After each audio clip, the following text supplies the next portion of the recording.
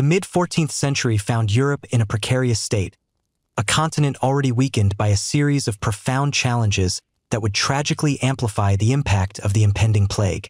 A significant precursor to the Black Death was the widespread famine, notably the Great Famine of 1315, which claimed approximately 10% of the population.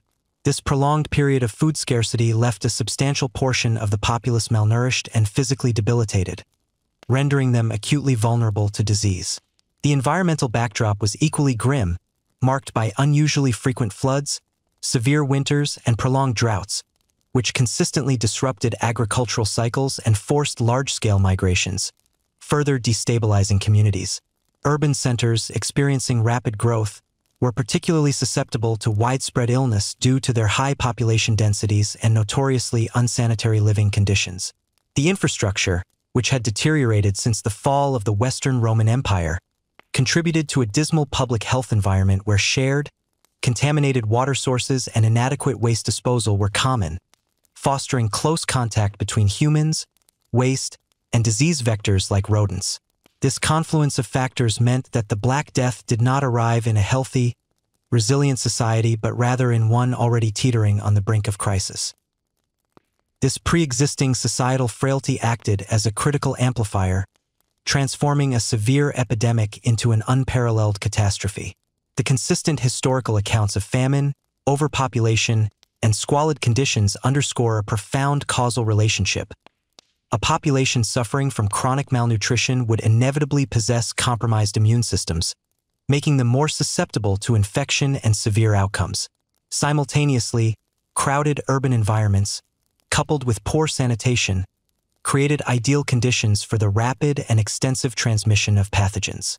Thus, the devastating impact of the Black Death was not solely a function of the pathogen's virulence, but stemmed from a tragic interaction with a preconditioned, vulnerable host population, demonstrating that societal health and infrastructure are crucial determinants of a pandemic's severity. The prevailing socio-economic structure of the time was the feudal system, a rigid hierarchy that firmly bound peasants or serfs to the land. This system offered minimal social or economic mobility, and with Europe considered overpopulated, there was an abundant supply of serf labor, leaving them with virtually no bargaining power. The Catholic Church, meanwhile, wielded immense power, dominating political, economic, and cultural life across medieval Europe. Its influence extended to medical practice, often limiting scientific inquiry that might challenge established theological doctrines. Yet, paradoxically, the centuries leading up to the Black Death also witnessed increased exploration and the expansion of trade routes, particularly with Asia, leading to the rediscovery of valuable commodities like silk and spices. This burgeoning interconnectedness, while fostering economic prosperity, inadvertently created highly efficient pathways for the rapid dissemination of pathogens across vast distances. Defining the Black Death, a brief overview of its scale and impact. The Black Death, caused by the bacterium Yersinia pestis, stands as the most catastrophic pandemic in recorded human history, sweeping across Europe between 1346 and 1353. This initial, devastating wave was not an isolated event but marked the beginning of the Second Plague Pandemic, a series of recurrent outbreaks that continued to afflict Europe until the early 19th century and the Middle East even later. The human toll was staggering, with estimates of deaths across Eurasia ranging from 75 to 200 million individuals. In Europe alone, approximately 25 million people perished, representing a mortality rate that varied between 30% and 60% of the total population, with some regions experiencing even higher losses. The enduring mystery and its modern understanding. For centuries, the precise geographical origins of the Black Death remained a subject of intense historical debate and speculation. Early theories often pointed to northern India, southeastern Russia, or the Gobi Desert as potential sources. Medieval Western physicians and chroniclers frequently attributed its origins to Cathay, an older name for China, often citing merchants from Asia as their sources of information. This historical uncertainty persisted for generations. However, groundbreaking advancements in modern genetic analysis have significantly clarified the pandemic's genesis. The strain of Y. pestis responsible for the Black Death is now understood to be ancestral to all currently circulating Y. pestis strains known to cause disease in humans, marking it as a pivotal evolutionary event for the bacterium itself. This profound biological detail positions the 14th century pandemic not merely as a human historical event, but as a significant moment in the biological evolution of the plague itself, shaping its capacity to cause future pandemics for centuries to come. This modern understanding provides a scientific bedrock for historical inquiry, allowing for a more accurate and comprehensive narrative of the pandemic. 2. The genesis of a global scourge, origins and initial spread. Unmasking the culprit, Yersinia pestis and its natural reservoirs. The Black Death was unequivocally caused by the bacterium Yersinia pestis. This bacterium primarily resides in wild rodent colonies, which serve as natural plague reservoirs globally. The transmission to humans typically occurs through the bite of infected fleas that have fed on the blood of these rodents. A critical mechanism of transmission involves the bacterium forming aggregates in the gut of infected fleas, leading to a blockage. When the flea subsequently attempts to feed on a new host, it regurgitates the ingested, now infected, blood into the bite site, thereby transmitting the disease. Historically, the black rat, Rattus rattus, was considered the primary carrier for the plague-infected fleas responsible for the Black Death's widespread dissemination. Tracing the roots, archaeological and genetic evidence pointing to Central Asia, Kyrgyzstan, 1338. For a considerable period, the precise geographical origin of the Black Death remained a contentious subject among historians, with various theories suggesting northern India, southeastern Russia, or the Gobi Desert as potential sources. Medieval Western physicians and chroniclers often attributed the plague's origins to Cathay, an ancient name for China, frequently citing merchants arriving from Asia as their primary sources of information. However, groundbreaking modern research, particularly through the study of ancient plague genomes, has provided compelling evidence that traces the pandemic's origins to Central Asia. Specifically, archaeological findings near Lake Issyk-Kul in present-day Kyrgyzstan have revealed evidence of an epidemic that devastated a local trading community in the years 1338 and 1339. This crucial evidence includes Nestorian Christian tombstones discovered in the Chu Valley region, explicitly inscribed with the year 1338 and indicating death from pestilence. Researchers successfully extracted and meticulously pieced together complete ancient plague genomes from these sites in Kyrgyzstan. Their analysis revealed that these ancient strains are positioned precisely at the node of a massive diversification event for plague strains, effectively confirming this location as the source strain with an exact date of 1338, further supporting this Central Asian origin. Modern Y. pestis strains most closely related to the ancient strain are currently found in plague reservoirs around the Tian Shan Mountains, which are geographically very close to where the ancient strain was discovered. This convergence of archaeological, genetic, and geographical evidence strongly indicates a Central Asian origin for the Black Death's ancestor. The Silk Road and trade routes, how a localized epidemic became a pandemic. The global migration of the Black Death meticulously followed the established sea and land trading routes that crisscrossed the medieval world. In 1347, the plague made its initial entry into the Mediterranean basin via trade ships transporting goods from the territories of the Golden Horde in the Black Sea. The Sicilian port of Messina served as a critical entry point for the disease into Europe, where a ship arriving from Crimea and Asia docked in October 1347, inadvertently bringing infected rats and fleas that initiated the devastating European outbreak. The Silk Road, a complex and extensive network of overland paths stretching across the steppes of Central Asia, proved to be an exceptionally effective conduit for the sustained transmission of the disease from its Central Asian source into Europe. Traders and their accompanying animals, traveling along these routes, would inevitably collect contagions and subsequently spread them to the communities they encountered through commercial exchange and personal interaction. While the black rat has long been implicated as the primary animal vector, contemporary understanding increasingly emphasizes the crucial role of human mobility in carrying infected fleas over vast distances along the Silk Road. This suggests that human trade caravans and ships, laden with people and their belongings which could harbor fleas, acted as highly effective mobile reservoirs.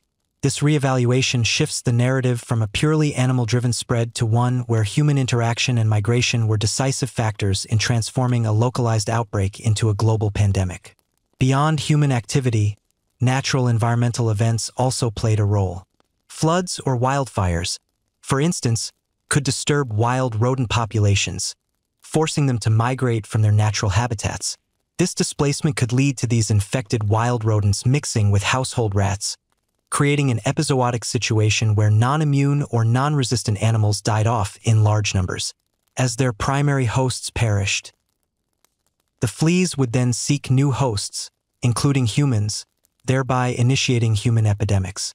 This highlights an intricate relationship between ecological health and human disease outbreaks, suggesting that initial outbreaks might have been triggered by such ecological imbalances, potentially exacerbated by climate fluctuations.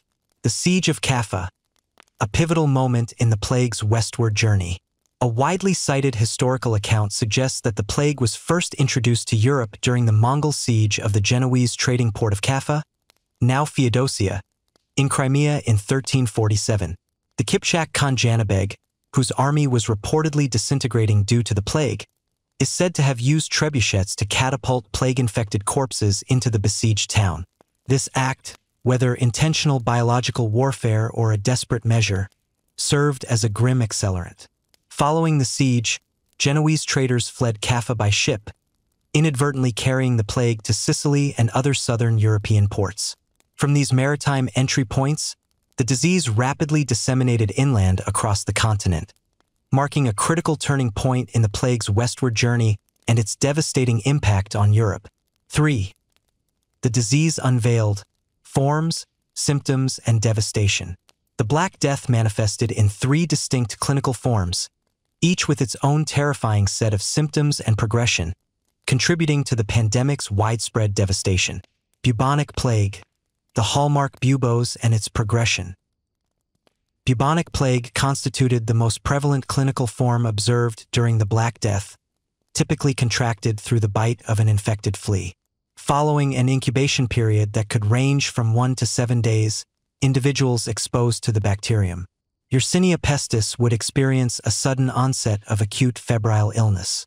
Initial symptoms commonly included a high fever, often spiking to 38 to 41 degrees Celsius, 101 to 105 degrees Fahrenheit, accompanied by chills, severe headaches, painful aching joints, nausea, vomiting, and a general feeling of malaise. The most distinguishing and agonizing characteristic of bubonic plague was the rapid development of intensely painful, swollen lymph nodes, universally known as buboes. These buboes most frequently appeared in the groin or armpits, or around the base of the neck, typically in the lymphatic region closest to the original flea bite. They were described as firm, red, warm, and exquisitely tender to the touch. As the infection progressed, these swollen nodes could hemorrhage, leading to necrosis, the death of tissue, and in advanced stages, they might even rupture, discharging pus and blood. Victims also frequently exhibited damage to the skin and underlying tissues, manifesting as dark blotches or acral necrosis, particularly on the extremities, which contributed to the disease's ominous name, Black Death. Without treatment, the mortality rate for bubonic plague was alarmingly high, ranging from 30% to 75%. Most individuals who contracted this form succumbed to the illness within a mere 4 to 7 days after the onset of symptoms. Pneumonic plague, the airborne terror and its rapid lethality. Pneumonic plague represented a particularly aggressive and virulent form of the disease, directly attacking the lungs and, crucially, capable of airborne transmission. It was the most contagious type, spreading rapidly from person to person via respiratory droplets, making it a terrifying threat in densely populated areas. Symptoms typically began abruptly, with an exceptionally short incubation period, sometimes as brief as 24 hours to 3 days after exposure. Patients developed a high fever, often accompanied by chills, a rapid heartbeat, and frequently a severe headache. Within a mere 24 hours of symptom onset, a distinctive cough would develop, initially producing clear sputum that quickly became flecked with blood. This discharge would then progress to a pink or bright red, foamy consistency, often described as resembling raspberry syrup. The rapidly developing pneumonia led to severe shortness of breath and intense chest pain. In advanced stages, neurological difficulties and coma could also ensue. Untreated pneumonic plague was almost invariably fatal, with medieval mortality rates approaching 90 to 95%. Death could occur with terrifying speed, often within 18 to 24 hours of disease onset if treatment was not administered promptly, leaving little time for intervention. Septicemic plague, the swift, often unseen, killer. Septicemic plague was the rarest, yet arguably the most lethal, form of the disease, characterized by a deadly blood poisoning. It involved a systemic infection where the Y. pestis bacteria directly invaded and multiplied within the bloodstream, most commonly initiated by the bite of an infected flea. Symptoms could include severe nausea, vomiting, diarrhea, and intense abdominal pain. A critical and often fatal complication was disseminated intravascular coagulation, DIC, a disorder where the blood clots excessively throughout the body, blocking blood vessels and eventually leading to widespread bleeding and gangrene. This gangrene, particularly in the limbs, would cause the affected tissues to turn black, further contributing to the Black Death moniker. This form was almost always fatal if left untreated, with medieval mortality rates cited as 99 to 100%. Victims could succumb so rapidly that the characteristic buboes, seen in bubonic plague, might not even have time to form before death. In some documented cases, death occurred on the very same day symptoms presented, underscoring the swift and devastating nature of this variant. Mortality rates, the staggering human cost across continents. The Black Death's demographic impact was immense and unprecedented, resulting in an estimated 75 to 200 million deaths across Eurasia. In Europe, the pandemic led to the loss of approximately 25 million lives, representing a mortality rate that varied significantly by region but generally ranged from 30% to 60% of the total population. Some areas experienced even higher losses, with estimates suggesting that in parts of Florence, Italy, 60 to 75% of the population perished.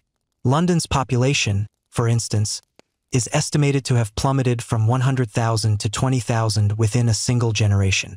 The sheer scale of death was such that in some regions, barely 10 persons out of every 1,000 survived, and in others, only about 1/3 of the population escaped. The French chronicler Jean Froissart's statement that about 1/3 of Europe's population died in the epidemic is considered a fairly accurate rough estimate. The Black Death also struck Eastern Europe, the Middle East, and North Africa, with plausible statistics suggesting a similar, or only slightly lower, mortality compared to Western Europe. In China, records indicate severe epidemics, with one wave between 1331 to 1334 recording a death toll of 13 million people by 1333. Another widespread disaster occurred in China during 1353 to 1354, with accounts recording a spread to 8 distinct areas and more than 2/3 of the population dying in parts of Shaanxi, and 6 or 7 out of 10 in Hubei. The impact on China's population is estimated to be as high as 25% between 1330 and 1390. While the Black Death devastated Europe, some regions like India and sub-Saharan Africa appear to have been largely unaffected by the initial outbreaks, with India's population actually rising between 1300 and 1500. Differential mortality rates. Who was most affected? Initial assumptions often held that the Black Death killed indiscriminately, affecting men, women, children, rich, and poor alike. However, modern bioarchaeological research, particularly studies of skeletal remains from plague cemeteries in medieval England and Denmark, suggests a more nuanced picture. Anthropologist Sharon DeWitt's research indicates that the Black Death was, in fact, selective with respect to pre-existing health conditions, or frailty. Older individuals and those with significant signs of frailty, such as bony or dental lesions indicating poor health or malnutrition, were at a higher risk of dying from the plague than their healthier peers. This suggests that the disease acted as a strong force of natural selection, removing the weakest individuals on a very broad scale across much of Europe, whether their frailty stemmed from poor immune systems, prior diseases, or malnutrition. The patterns of mortality during the Black Death were similar to those associated with normal medieval mortality. where the risk of death increased with adult age. While the disease affected all social classes, the lower classes, living in crowded and unsanitary conditions, were generally more vulnerable. Urban centers were particularly hard hit due to their high population density and poor sanitation, leading to higher mortality rates compared to rural areas. For instance, in Florence, 60 to 75% of the population died. The plague also disproportionately affected the clergy, who, in their role of ministering to the sick and dying, faced higher risks of infection. Over half of the parish priests died, with estimated death rates among benefice clergy in England reaching 40% in York and approximately 45% in 10 dioceses during the height of the plague in 1349. In contrast, some studies suggest that the higher nobility had a relatively lower mortality rate, perhaps 4.5% in 1348 and 13% in 1349, and wealthy landowners around 27%. This suggests that while the disease was devastating across all strata, the ability to isolate and access better conditions likely offered some protection to the wealthier segments of society. 4. Societal breakdown and initial responses. Immediate social impact: panic, fear, and abandonment. The arrival of the Black Death unleashed widespread panic and hysteria throughout Europe, fundamentally altering human behavior and social norms. The sheer scale and speed of death, with bodies littering the streets, created an overwhelming sense of fear, paranoia, and hopelessness. People struggled to comprehend the invisible foe, leading to a profound psychological impact that was as devastating as the physical disease itself. The lack of clear separation between the infected and uninfected fostered a community of contagion, where individuals felt constantly at risk. This pervasive anxiety led to mental breakdowns and a descent into mental chaos, as the innate human need for control over one's future was shattered by the inability to treat the deadly disease. The fear often led to the abandonment of the sick and dying. Accounts describe people fleeing cities and shutting themselves off from the world, with mothers abandoning children and vice versa, fearing contagion. Loved ones were often left uncared for, and bodies unburied, as even those in religious orders hesitated to nurse the sick. This widespread abandonment, coupled with the refusal of many doctors to visit the stricken, contributed significantly to the tremendous death toll and the overall dehumanization of society's experience. Some people formed small communities, isolating themselves and avoiding any news or discussion of death and sickness, instead passing the time in music and pleasures, further highlighting the social breakdown. Superstition and scapegoating intensified existing social tensions and prejudices. Marginalized groups, particularly Jews, were often accused of causing the disease by poisoning wells, leading to horrific pogroms and massacres across Europe. In 1349, for example, Jewish communities in Strasbourg and Mainz were massacred, and many Jews were burned at the stake in Brussels. Other targets of suspicion included foreigners, beggars, and lepers, who were shunned and turned away. Some towns even barricaded themselves, refusing entry or exit, further isolating communities. Breakdown of public services and infrastructure. The overwhelming number of deaths during the Black Death led to a severe breakdown in public services and infrastructure. Traditional burial practices, which typically involved family and friends, became impossible due to the sheer volume of corpses and the intense fear of contagion. Mass graves became the grim new norm, with large trenches excavated in churchyards to accommodate hundreds of bodies, often covered only by thin layers of soil. This method, while efficient for rapid disposal, was deeply dehumanizing, as bodies were often unblessed and lacked proper goodbyes. In some desperate instances, townspeople resorted to dumping bodies in the sea.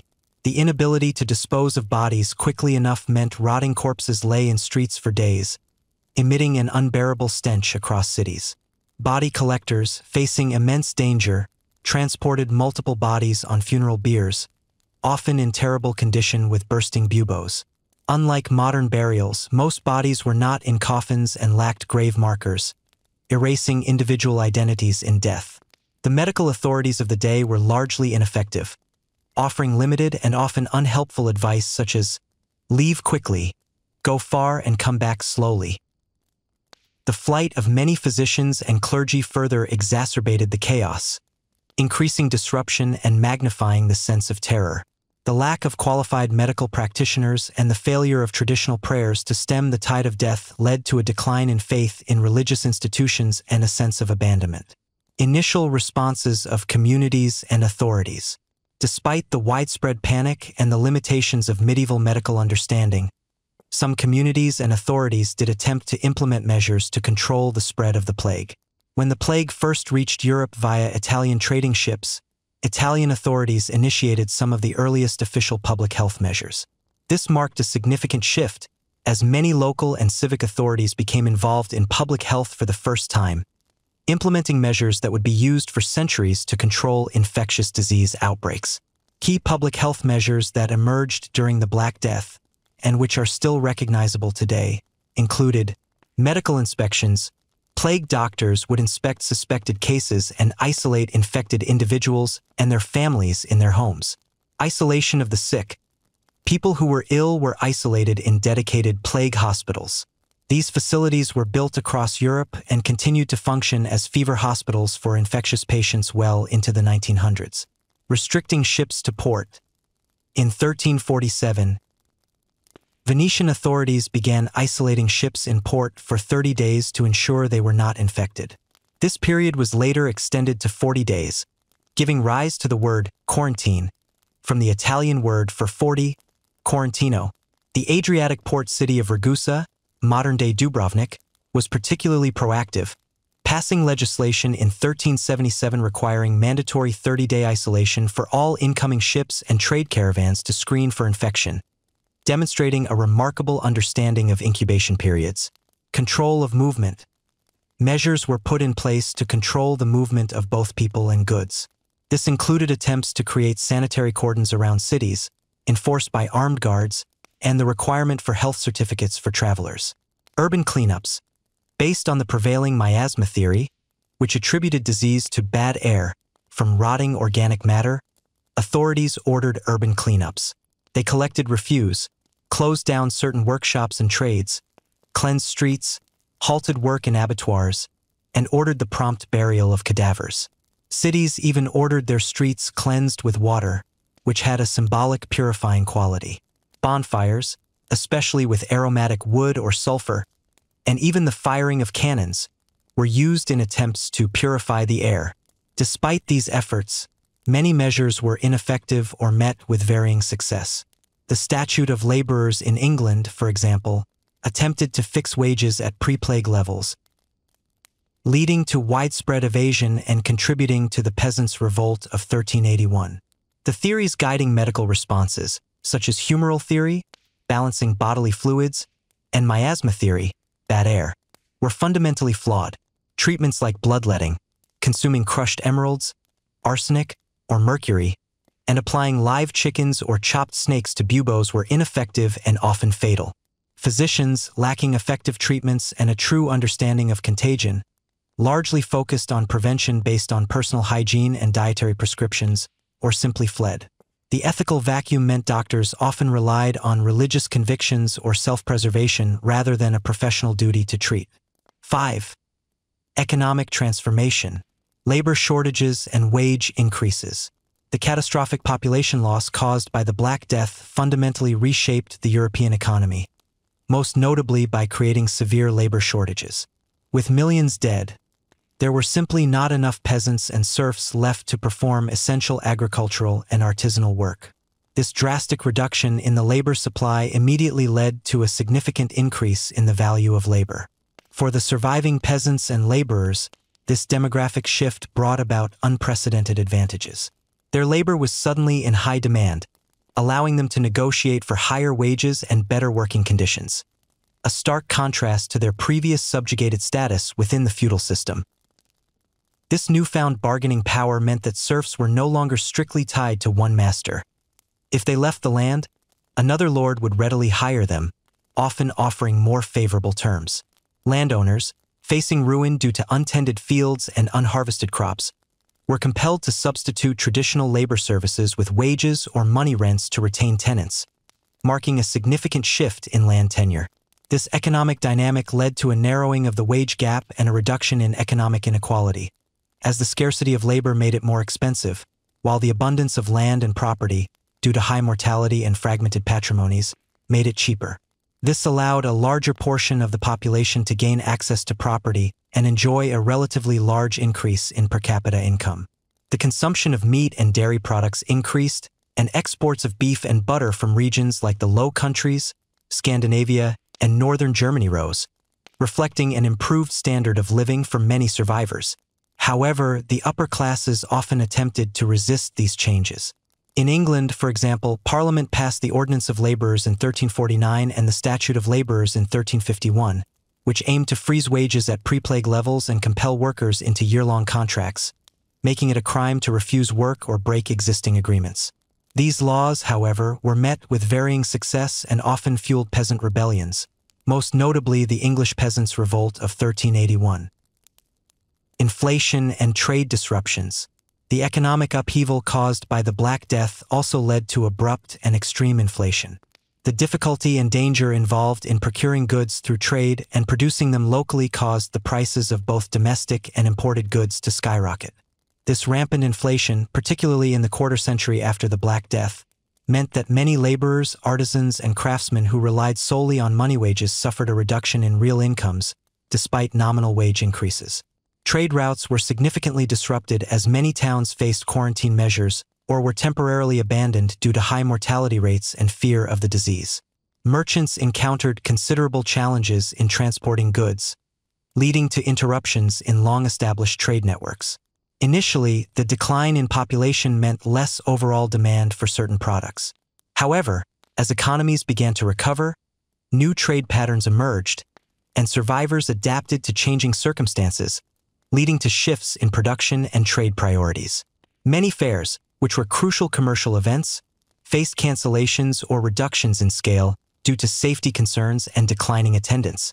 The trade disruptions within the Mongol Empire, directly caused by the Black Death, are also cited as one of the reasons for its eventual collapse.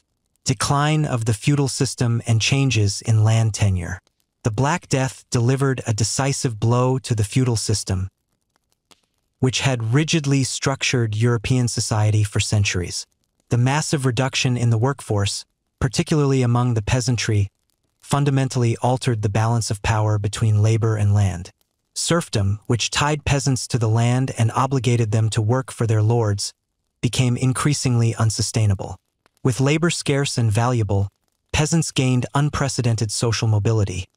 They could demand better terms or simply leave their traditional holdings, as other lords were eager to hire them. This shift led to the decline of seigneurialism, as the guaranteed flow of income from peasant labor to noble households ceased. Land, once a symbol of power and wealth, became plentiful and cheaper due to the depopulation. Vast areas of farmland lay untended, becoming available for pasture, which led to a shift in agricultural practices from grain growing to pastoral agriculture in many regions.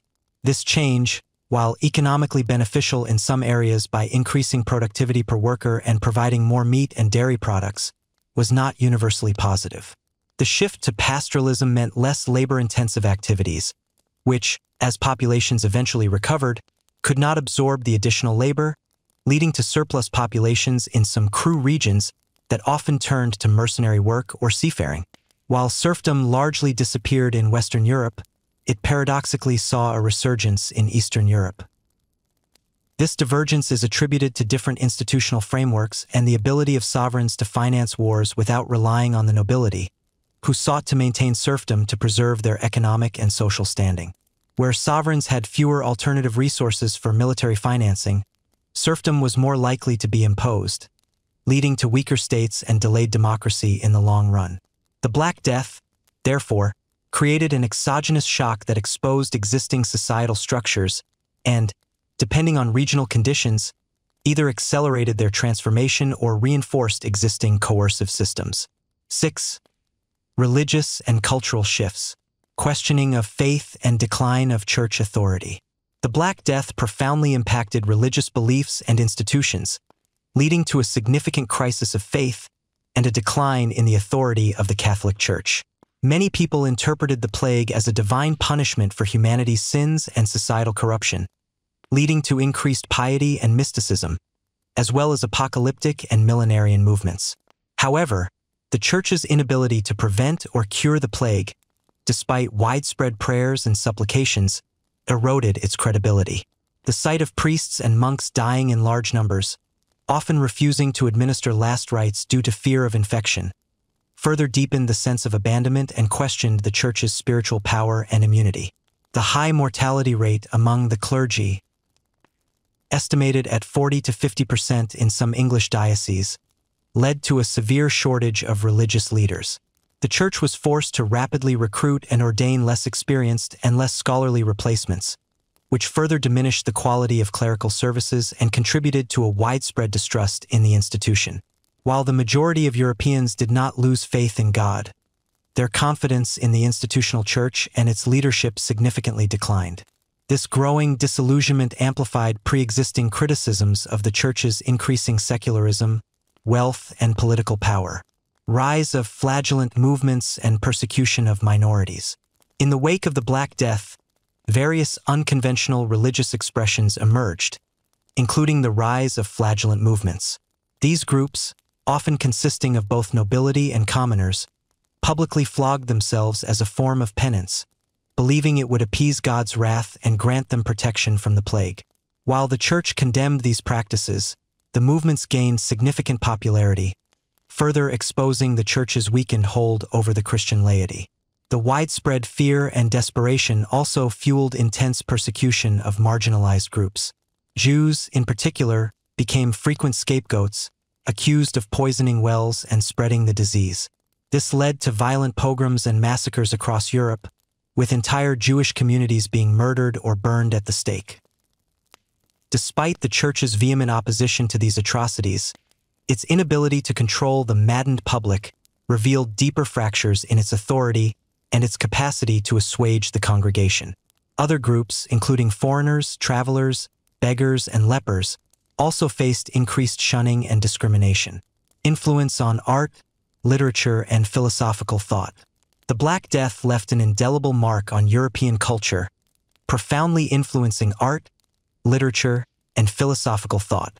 The pervasive fear, despair, and the constant presence of death led to a more morbid and pessimistic cultural mood, particularly north of the Alps. Art after 1350 frequently depicted themes of death and the afterlife, with the Dance of Death, Danse Macabre, becoming a common allegorical motif. These artistic expressions mirrored people's personal experiences with death, reflecting the trauma and the sudden, inexplicable nature of the plague. The trauma also powerfully reinforced realism in art, as the fear of hell became horribly real and the promise of heaven seemed remote. The emphasis shifted to the transience of life and the importance of preparing for a good death, regardless of wealth or status. The traditional peaceful recumbent figures on tombs began to give way to more stark representations. The concept of omnia vanitas, all is vanity, reflected the prevailing mood, emphasizing the fleeting nature of worldly pleasures in the face of inevitable death. In literature, the effects of this large-scale shared experience influenced poetry, prose, and stage works. The widespread mortality challenged traditional beliefs about death and the afterlife, leading to changes in religious practices, including an increased emphasis on individual prayer and repentance. The decline in the Church's reputation and the emergence of new, less scholarly priests also made it more acceptable to satirize the clergy, as seen in works like Chaucer's Canterbury Tales. The Black Death contributed to the intellectual and artistic ferment of the Renaissance, as people began to question traditional beliefs and explore new ways of understanding the world, leading to a renewed interest in classical learning and humanist thought. The death of many leading medical theoreticians and scribes also led to new medical works being written in vernacular languages, broadening access to knowledge beyond Latin-speaking elites. 7. Political restructuring. Decline of feudalism and peasant revolts. The Black Death delivered a profound and ultimately irreversible blow to the feudal system, which had been the bedrock of medieval European society. The immense population loss, particularly among the peasantry, created an acute labor shortage that fundamentally altered the economic and social landscape. Serfs, once legally bound to the land and their lords, found themselves in a position of unprecedented bargaining power. They could demand higher wages, better working conditions, and even leave their traditional holdings to seek more lucrative opportunities elsewhere, as land was plentiful and labor scarce. This erosion of traditional obligations meant that seigneurialism, the system of feudal land tenure, never fully recovered in Western Europe. The attempts by the upper classes and governing authorities to resist these changes often sparked widespread unrest. In England, the Parliament enacted the Ordinance of Labourers in 1349 and the Statute of Labourers in 1351, which aimed to freeze wages at pre-plague levels and compel workers into year-long contracts. These measures were perceived as an infringement on the newfound economic freedoms of the peasants and artisans, leading to significant tensions between the lower and upper classes. The most prominent manifestation of this defiance was the English Peasants' Revolt of 1381. This revolt, fueled by socio-economic and political tensions exacerbated by the Black Death, high taxes for the 100 Years' War, and instability in local leadership, aimed to challenge the established order. While the revolt was eventually suppressed, it profoundly influenced the course of the 100 Years' War by deterring future parliaments from raising additional taxes for military campaigns. More broadly, these peasant uprisings, including those in France 1358 and guild revolts 1378, demonstrated that the authority of the feudal system was broken, and there was no turning back to the pre-plague social order. The dispute over wages ultimately led to the triumph of the peasants over the manorial economic system and the eventual breakdown of feudalism in England. Centralization of power in monarchies. The Black Death, by weakening traditional power structures, inadvertently contributed to the centralization of power in the hands of monarchs and the decline of the church's temporal authority. The crisis created opportunities for new monarchs to consolidate their authority, laying the groundwork for the development of the nation-state and the rise of absolute monarchies in the subsequent centuries. Monarchs began to create centralized administrative structures, staffed by educated professionals, to manage state affairs, collect taxes, and enforce laws, thereby establishing professional bureaucracies. They also developed centrally controlled military forces equipped with gunpowder weapons, reducing their reliance on feudal levies and further solidifying their power. The consolidation of territorial control through conquest, strategic marriages, and diplomacy led to the formation of larger, more cohesive states. In regions severely impacted by the Black Death, where a large proportion of the population died, the resulting labor shortages led to profound social and political changes that reshaped local institutions. The competitive free labor market that emerged sapped the power of medieval Europe's social hierarchies, contributing to the end of serfdom. This created more complex and equal societies, with new social groups like craftsmen, independent farmers, manufacturers, and merchants emerging and demanding a political voice. Many towns responded by developing electoral processes through which citizens participated in deciding on mayors and town councils, fostering durable local political cultures of self-government. This suggests that the Black Death's impact on labor markets directly influenced the development of more democratic political structures in some areas, contrasting with regions where feudal elites managed to maintain coercive labor relationships for centuries. Development of new laws and administrative practices. In response to the chaos and the profound socio-economic shifts, medieval governments attempted to implement new laws and administrative practices, though often with mixed results. The most notable legislative efforts were aimed at controlling the labor market. The English Ordinance of Labourers, 1349, and Statute of Labourers, 1351, were ambitious attempts to freeze wages at pre-plague levels and compel workers into year-long contracts. These laws, however, proved difficult to enforce and were a major cause of peasant unrest, including the Peasants' Revolt of 1381, which was in part a protest against the growth of state power and novel forms of taxation. Beyond labor regulation, the Black Death spurred the creation of new public health measures, particularly in Italian city-states. These included medical inspections, the isolation of the sick in plague hospitals, and the restriction of ships to port through quarantine measures.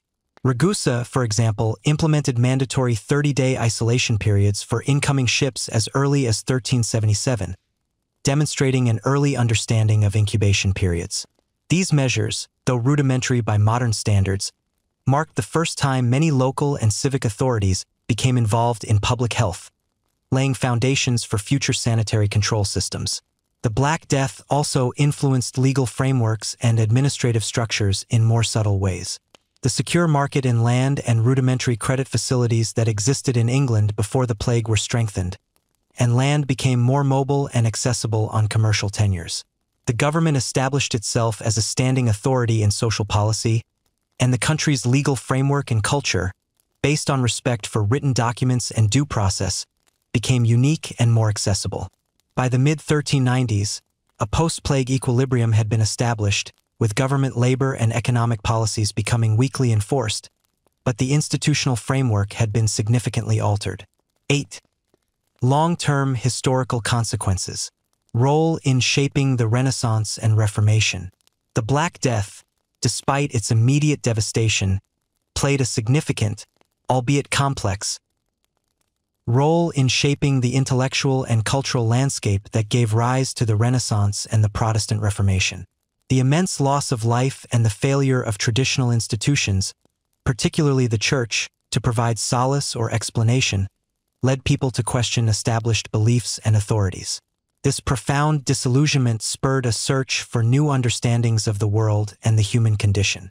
The crisis of faith contributed to the rise of anti-clericalism and heretical movements, which challenged the Church's authority and advocated for a more personal and direct relationship with God. This shift in religious focus, coupled with the death of many scribes and theoreticians, led to new works, including religious texts, being written in vernacular languages, making them accessible to a broader populace and fostering an expansion of literacy. This intellectual ferment and the growing desire for individual interpretation of Scripture laid crucial groundwork for the more dramatic rift with the Church that took hold during the Reformation in the 16th century.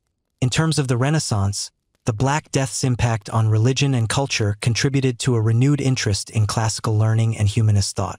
The demographic changes also had an indirect effect. The increased value placed on labor contributed to the eventual abolition of serfdom and the rise of more modern labor relations, which, in turn, fostered a more dynamic and less rigidly stratified society conducive to intellectual and artistic innovation. The disruption caused by the plague also shaped new directions in medical knowledge.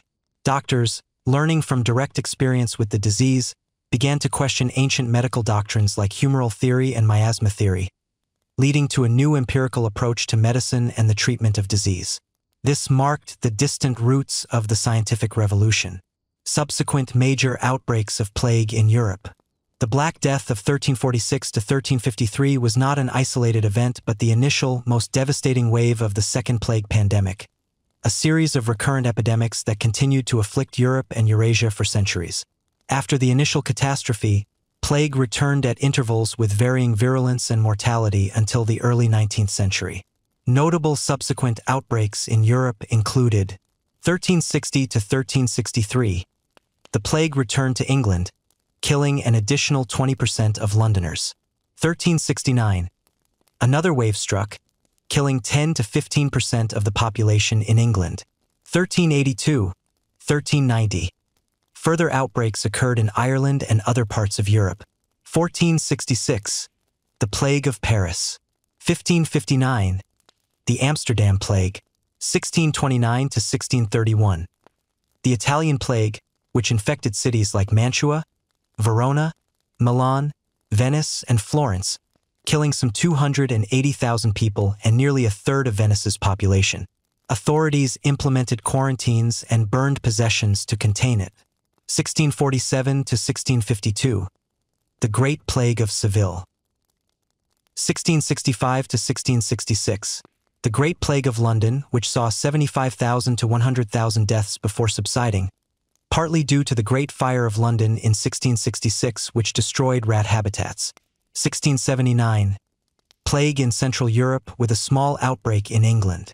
1710 to 1711. Outbreaks in Sweden and Finland. 1720 to 1722.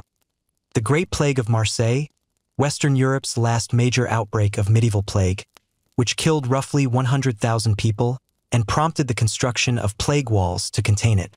1738 to 1740. The Great Plague of 1738 in Eastern Europe. 1770 to 1772. The Russian Plague, particularly affecting Moscow. By the early 19th century, The threat of plague in its virulent form seemed to gradually diminish from Europe, though it lingered in Egypt and the Middle East. The recurrence of plague waves ensured that its legacy extended far beyond the initial Black Death, continuously shaping European society, economics, and public health responses for centuries.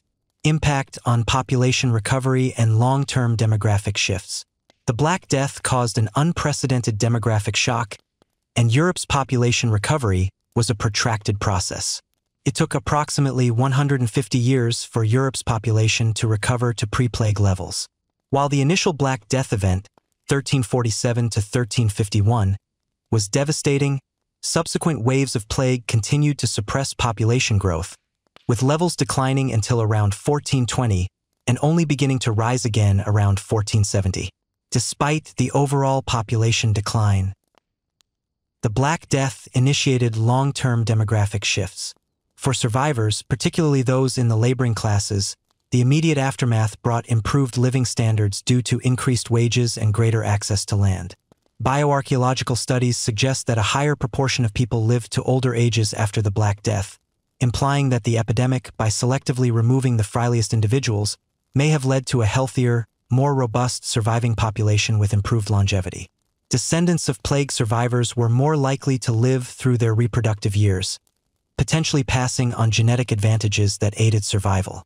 This period of improved mortality and survival, compared to pre-plague conditions, lasted for at least 200 years, despite repeated outbreaks. The demographic impact also had far-reaching consequences for family structures, marriage patterns, and gender roles. The increased value of labor, particularly for younger sons and women, contributed to greater social mobility and ultimately the abolition of serfdom in Western Europe. However, in Eastern Europe, the opposite occurred, with serfdom becoming more stringent, highlighting regional variations in the long-term demographic and social consequences. The Black Death, therefore, was not merely a transient disaster but a profound rupture that reshaped the economy, society, and culture of Europe for centuries to come. Conclusions. The Black Death, a pandemic of unparalleled scale caused by Yersinia pestis, was not merely a historical catastrophe but a pivotal event that fundamentally reshaped the trajectory of European society. Its devastating impact was amplified by the pre-existing vulnerabilities of 14th-century Europe, a continent already weakened by famine, overpopulation, and unsanitary conditions. The intricate network of medieval trade routes, while facilitating economic exchange, inadvertently served as a highly efficient conduit for the rapid global dissemination of the pathogen, transforming a localized Central Asian outbreak into a continent-spanning scourge. Modern understanding, particularly through genetic analysis, reveals that the Black Death strain was a foundational evolutionary event for the bacterium itself, underscoring its profound biological significance. The disease manifested in terrifying forms: bubonic, pneumonic, and septicemic, each characterized by distinct, agonizing symptoms and exceptionally high mortality rates. The sheer volume of death led to an immediate breakdown of social order, marked by widespread panic, abandonment of the sick, and the collapse of traditional public services and burial practices. While initial responses from authorities were often ineffective due to a lack of scientific understanding, the pandemic did spur the development of rudimentary public health measures, such as quarantine and isolation, which laid the groundwork for future disease control strategies. Economically, the Black Death triggered a dramatic shift in the balance of power. The catastrophic labor shortages empowered surviving peasants and laborers, leading to significant wage increases and the eventual decline of the feudal system in Western Europe. This demographic shock also contributed to a reduction in economic inequality and a shift in agricultural practices. However, these gains were often met with resistance from the elite, sparking peasant revolts that further challenged established political structures. Culturally and religiously, the Black Death induced a profound crisis of faith, eroding confidence in the church and fostering new, sometimes extreme, religious movements. It also fueled widespread persecution of marginalized groups, particularly Jewish communities. Yet, paradoxically, this period of intense suffering and questioning also contributed to the intellectual and artistic ferment that characterized the Renaissance and laid the groundwork for the Protestant Reformation, as people sought new understandings of their world and their place within it. The Black Death's legacy extended through centuries of recurrent plague outbreaks, continuously influencing demographic patterns, economic structures, and public health responses across Europe. The pandemic thus stands as a stark reminder of the intricate interplay between biological threats, societal resilience, and the enduring capacity for profound transformation in the face of immense adversity. Thank you for listening to this episode. Please leave a like, comment, and subscribe the channel.